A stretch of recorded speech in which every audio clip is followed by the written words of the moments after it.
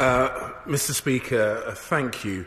Iran's decision to sentence Nazanin Zaghari-Ratcliffe on further charges is totally inhumane and wholly unjustified. This government remains committed to doing all that we can to secure Mrs. Zaghari-Ratcliffe's return home to the United Kingdom so that she can be reunited with her daughter Gabriella and her husband Richard. It is indefensible and it is unacceptable that Iran has chosen to continue this wholly arbitrary court case against Mrs. Zaghari-Ratcliffe. The Iranian government has deliberately put her through a cruel and inhumane ordeal. We continue to call on Iran, in the strongest possible terms, to end her suffering and allow her to return home. Mr. Speaker, since her arrest in April 2016, Mrs. Zaghari-Ratcliffe has faced terrible hardship and appalling treatment. This government has relentlessly lobbied for an improvement to the conditions endured both by Mrs. Zaghari-Ratcliffe while she was in prison and those conditions still experienced by others, including Morad Tabaz and Anousheh Ashuri, who are still incarcerated. Although Iran does not recognise dual nationality and therefore only views Mrs. Zaghari-Ratcliffe as an Iranian citizen, that has not stopped this government from lobbying at every opportunity for their release and her return home to the UK. We have never been granted sight of the judicial process or consular access to our dual British nationals detained in Iran. However, that has not stopped our ambassador in Tehran consistently pressing for her full and permanent release with senior Iranian interlocutors, most recently today on the 27th of April. Since I was last at the dispatch box, the Foreign Secretary and the FCDO officials have been in regular contact with Mrs. Zaghari-Ratcliffe and her family. Our ambassador in Tehran has visited Mrs. Zaghari-Ratcliffe at her parents' home in Tehran to reiterate the government's commitment to do all that we can to secure her return to the UK. The Foreign Secretary has spoken both with Mrs. Zaghari-Ratcliffe and her husband to underline the UK government, from the Prime Minister down, to underline the fact that we remain committed to doing everything we can to achieve that. Since Mrs. Zaghari-Ratcliffe's arrest in 2016, we have raised this case regularly at the highest levels of government.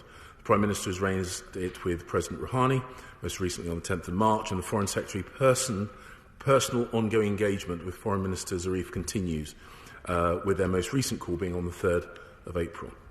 This lobbying of Iranian interlocutors at every opportunity has helped to secure the release of Mrs. Zaghari-Ratcliffe on furlough on March 2020 and the removal of her ankle tag on the 7th of March this year. But as I have said, what we ultimately seek to achieve and what we are ultimately working towards is the release of all British dual nationals held in arbitrary detention in Iran and their ability to return home. The UK continues to take concrete steps to hold Iran to account for its poor human rights record. At the Human Rights Council in March 2021, we strongly supported the renewal mandate of the UN Special Rapporteur on the situation of human rights in Iran, and we made clear to Iran that their repeated violations of human rights, including those of foreign and dual nationals, are completely unacceptable. The UK government also joined the Canadian initiative against arbitrary detention on 15th of February. We continue to work with G7 partners to enhance mechanisms to uphold international law, tackle human rights abuses and stand up for our shared values.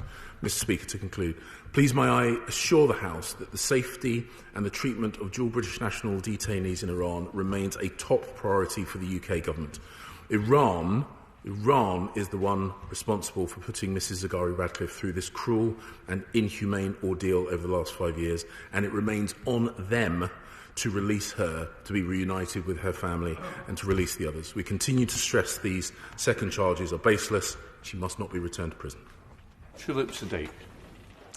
Thank you, Mr. Speaker, very much for granting this urgent question. The whole House will be aware that Nazanin Zaghari-Ratcliffe, my constituent, has been in prison in Iran for 5 years now, and from last March she's been under house arrest.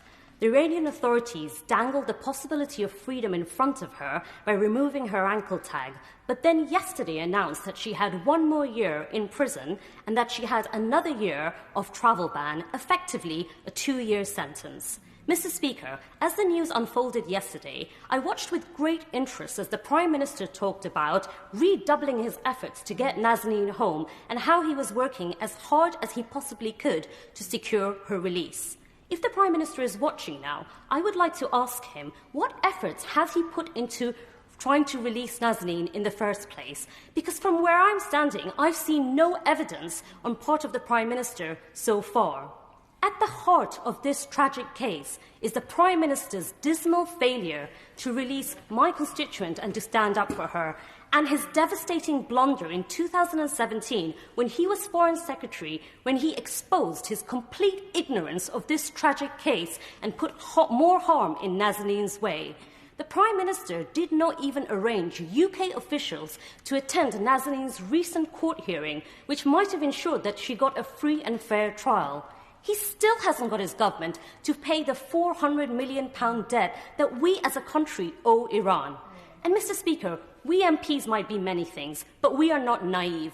We cannot deny the fact that Nazanin was handed a fresh new sentence a week after the IMS debt court hearing was delayed. Bearing this in mind, I'd like to ask the Minister a few questions, and I would really appreciate some proper answers from him. Will the Minister acknowledge that Nazanin is being held hostage by Iran and is a victim of torture? In light of the recent adjournment of the IMS debt hearing scheduled for last week, what is the government doing to ensure the debt is paid promptly? The Prime Minister said yesterday he was working with our American friends on this issue. Can the Minister please explain what this involves and why the US has had more success in securing the release of dual nationals than we have?